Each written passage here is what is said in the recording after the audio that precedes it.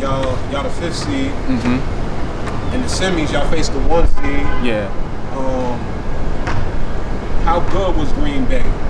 Like, when you look back on it, how good were they to you? And what was the game plan going into that game to advance? Because they were the heavy favorite. They weren't just the 1 seed. They were the heavy favorite to come out of the Horizon League that year. They were the top team in our league, the best team in our league, too, at the time.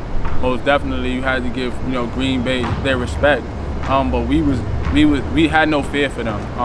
We shared the town with them, so you know how that rivalry could go. It was like the Mets and the Yankees rivalry, kind of a thing. So good comparison. Yeah, we knew coming in that they was great. They had I think the #1 big in the country at the time, or one of the top bigs in the country, and Alec Brown, who actually got drafted by the I believe it was the Suns. Yeah. And then Kiefer Sykes.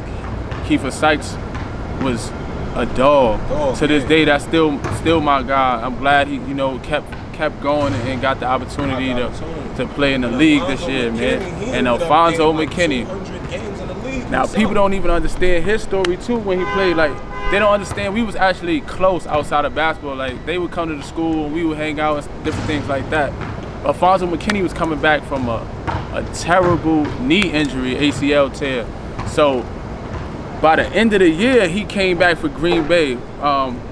Probably around conference tournament time, he came back, and we just didn't have no fear for nobody. We knew that we could play with them.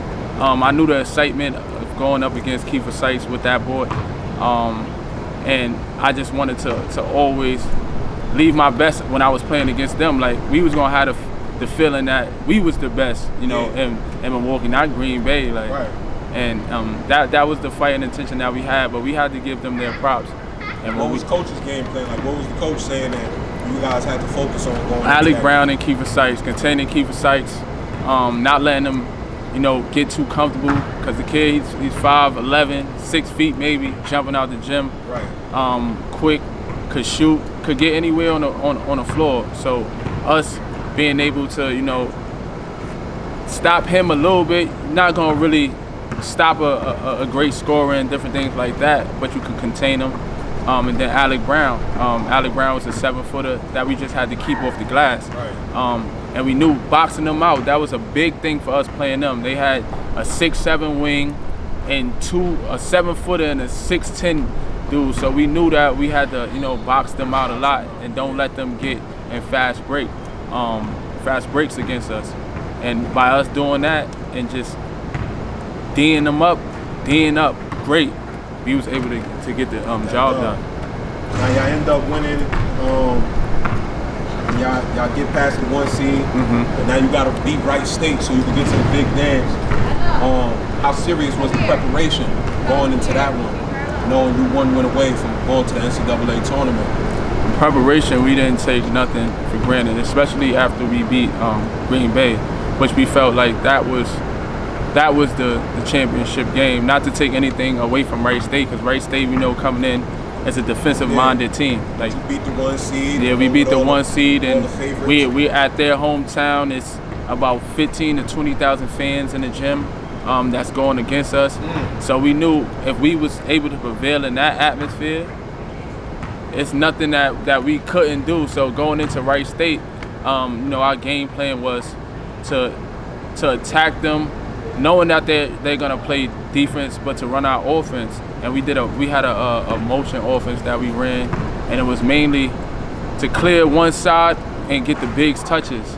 And I remember to this day, Cal Kelm, a senior, that was a senior along with me, man, he started the game off, I think, scoring. After I hit a 3, he probably scored the next 8 points or went to the free throw line.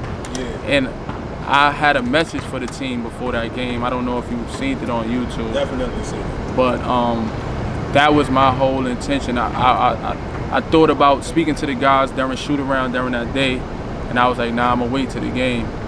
And I asked my coach, could I speak to guys before we go out? And that's when I told him,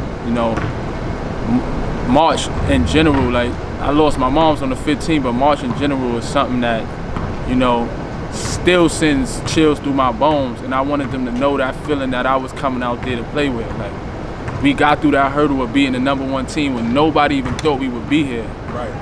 We got more than just us. We playing for our families, kids, all of that. So I gave them that speech, and I could see the goosebumps rising on my team, and we put it in.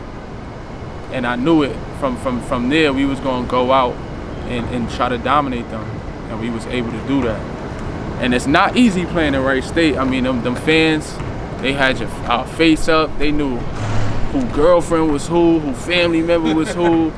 I mean, I see that they put a good fight down the stretch to make it be like close, 4-point game in like the last minute. So I know they wasn't trying to let y'all get out of there. Y'all dominated them most of the game, but then they brought it in close, so they wasn't trying to let y'all get out of there with that victory. Absolutely not, man. They that's one team that I could probably say to this day still play defense the same. Like, they channel their whole game on defense, and you're not gonna score 90 and 100 points on them. Like, that's a fact. They gonna play D.